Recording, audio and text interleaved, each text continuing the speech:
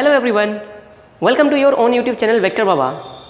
जैसा कि बहुत दिनों से आपको यूट्यूब पे वेक्टर बाबा चैनल से रिलेटेड कोई भी वीडियो का नोटिफिकेशन नहीं मिल रहा था, उसका रीज़न ये था कि थोड़ी व्यस्तता की वजह से आपके अपने यूट्यूब चैनल वेक्टर बाबा पे कोई भी वीडियो अपलोड नहीं किया जाता था। लेकिन आज से कोशिश की जाएगी कि आपको हमेशा ही कोई ना कोई वीडियो प्रोवाइड किया जाए।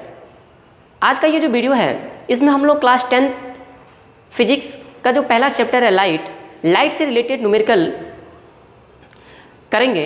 और न्यूमेरिकल में हम लोग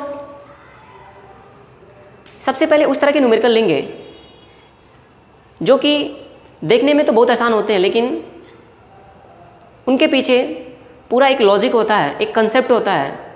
कंसेप्ट तो हम लोग थियरी में ऑलरेडी सीख चुके हैं, लेकिन वहाँ से जो मल्टीपल चॉइस क्वेश्चन बन रहे थे उनका सॉल्यूशन हम लोग कैसे करेंगे वो आज के इस वीडियो में हम लोग सीखेंगे। तो आइए आज का वीडियो शुरू करते हैं और लेते हैं आज का पहला न्यूमेरिकल।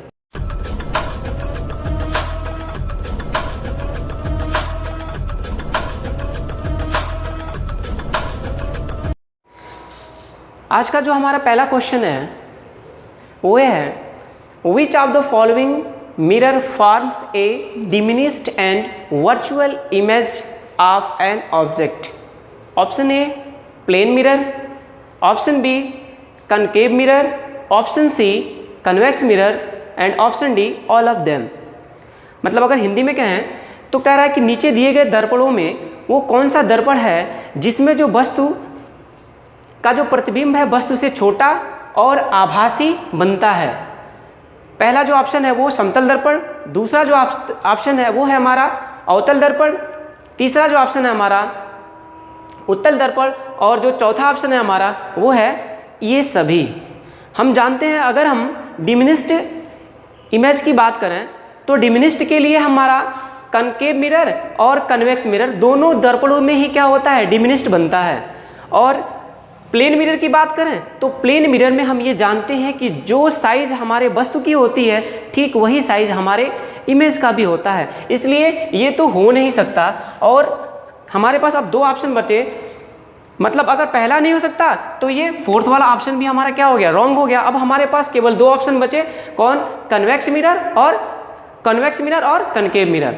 तो हम जानते हैं जो कनकेव मिरर होता है, कनकेव मिरर में कुछ ऐसे भी स्थितियां होती हैं, कुछ ऐसे भी पोजीशन होते हैं जहां पे इमेज कैसा होता है, रियल होता है। और अब केवल रहा हमारे पास केवल कन्वेक्स मिरर, क्योंकि हम लोग जानते हैं कन्वेक्स मिरर में ही दो सिचुएशन है और दोनों सिचुएशन में ही क्या होता है, जो इमेज होता है वो डिमिनिश्ड भी होता है और कैसा, वर्चुअल होता है। तो ऑप्शन नंबर सी है क्वेश्चन नंबर 1 के लिए बिल्कुल ही करेक्ट आंसर हो जाएगा। इसका मतलब जो क्वेश्चन नंबर 1 है उसका जो ऑप्शन नंबर सी है बिल्कुल ही सही हो जाएगा।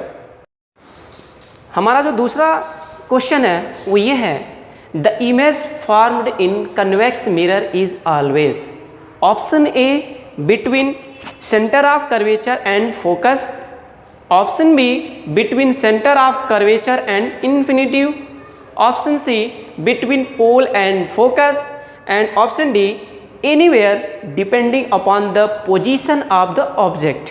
अगर हिंदी में बात करें तो कह रहा है कि जो कन्वेक्स मिरर होता है यानी जो उत्तल दर्पण में जो इमेज बनता है सदैव कैसा होता है।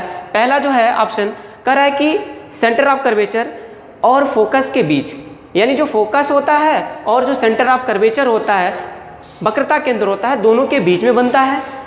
दूसरा ऑप्शन है वक्रता केंद्र और अनंत के बीच में बनता है। तीसरा जो ऑप्शन है वो कह रहा है जो दर्पण है दर्पण का ध्रुव और फोकस के बीच।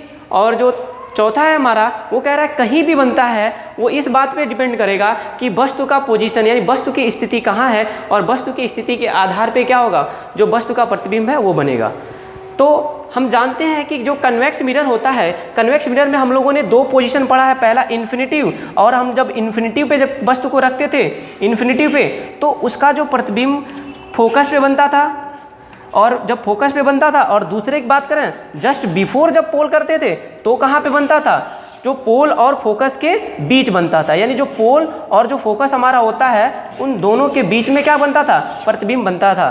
तो उसके हिसाब से जो स्थितियां हैं उन स्थितियों के आधार पे देखें तो ऑप्शन नंबर सी दूसरे वाले क्वेश्चन के लिए बिल्कुल ही सुटेबल आंसर हो जाएगा, बिटवीन पोल एंड फोकस, यानी जो दर्पण का ध्रुव है और जो फोकस है दोनों के बीच में क्या बनता है, प्रतिबिंब सदैव बनता है, किसके लिए, कन्वेक्स मिरर के लिए।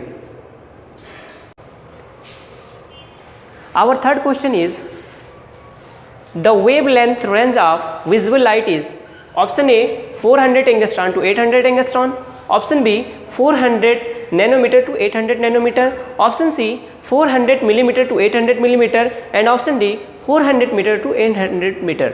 अगर हिंदी में क्या है तो इस क्वेश्चन के कहने का भाव यही है कि जो विजुअल लाइट होती है यानी जो दृश्य प्रकाश होती है, दृश्य प्रकाश की तरंग दैर्घ्य का जो रेंज है, परास है, वो कितना होता है।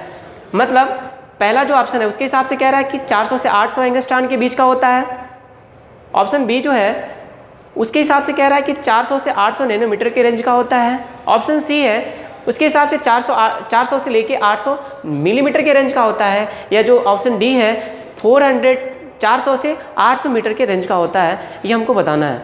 हम जानते हैं जब किसी वाइट लाइट को प्रिज्म से पास कराते हैं हम लोग, तो होता क्या है उसमें तीन तरह की रेज निकलती हैं, एक अल्ट्रावायलेट रेज होती है, एक इंफ्रारेड और एक होता है विजुअल लाइट्स। जो विजुअल लाइट की जो रेंज होती है वो लगभग 400 नैनोमीटर से 800 नैनोमीटर के रेंज का होता है। अगर एंगस्ट्रॉन में बात करें तो 4000 एंगस्ट्रॉन से लगभग 7800 एंगस्ट्रॉन या फिर लगभग 8000 एंगस्ट्रॉन के बीच का होता है। तो उसके हिसाब से अगर हम ऑप्शन की बात करें तो ऑप्शन नंबर जो हमारा बी है बिल्कुल ही करेक्ट आंसर हो जाएगा क्वेश्चन नंबर 3 के लिए। अगर हम इससे रिलेटेड और भी क्वेश्चन पूछे जाते हैं कि जो बाकी जो लाइट्स हैं उनके लिए विजुअल रेंज जो होता है वो कितना होता है, तो अब हम करके एक एक करके जो 7 कंपोनेंट्स कलर्स होते हैं उनका हम अलग अलग से रेंज जान लेंगे।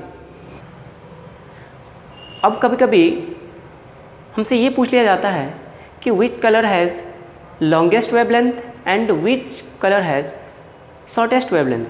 तो इससे बेटर है कि हम जितने भी कलर्स हैं सारे कलर्स का जो वेवलेंथ है वो हम जान लें, जिससे हमको किसी भी तरह का चाहे अगर वेवलेंथ पूछा जाए या फ्रीक्वेंसी पूछी जाए तो हम उसको आसानी से हम क्या कर सकते हैं, आंसर दे सकते हैं। तो हमें जहाँ पे ये जो हम 7 कलर्स होते हैं violet, indigo, blue, green, yellow, orange, red, सबका हमने वेवलेंथ यहाँ पे नोट डाउन कर दिया है। जैसे कि वायलेट की बात करें तो वायलेट का जो वेवलेंथ होता है 380 टू 450 नैनोमीटर होता है, और जो सेकंड है हमारा, सेकंड पे होना चाहिए हमारा इंडिगो, वो कितना होता है 425 नैनोमीटर टू 445 नैनोमीटर तक होता है। और हम ब्लू की बात करें तो ब्लू का जो वेवलेंथ होता है वो 450 नैनोमीटर टू 495 नैनोमीटर तक होता है। और ग्रीन की बात करें तो 495 नैनोमीटर टू 570 नैनोमीटर तक होता है। और येलो की बात करें तो 570 टू 590 नैनोमीटर होता है। और ऑरेंज की बात करें तो 590 नैनोमीटर टू 690 नैनोमीटर होता है। और बाद में रेड की बात करें तो रेड का होता है 620 नैनोमीटर टू 750 नैनोमीटर या 780 नैनोमीटर के अप्रॉक्स होता है। तो हमसे पूछा जाए अगर कि which colour has shortest wavelength, तो हमारा उसके हिसाब से शॉर्टेस्ट वेवलेंथ के लिए हमारा आंसर हो जाएगा वायलेट कलर। और अगर पूछा जाए कि which colour has longest wavelength तो हमारा हो जाएगा रेड। और अगर हम इसको डायग्राम से बना के देखें तो हम जानते हैं कि जो रेड कलर होता है जब हम प्रिज्म से पास कराते हैं तो जो रेड कलर होता है सबसे नीचे होता है और जो वायलेट होता है बिल्कुल वो ऊपर होता है।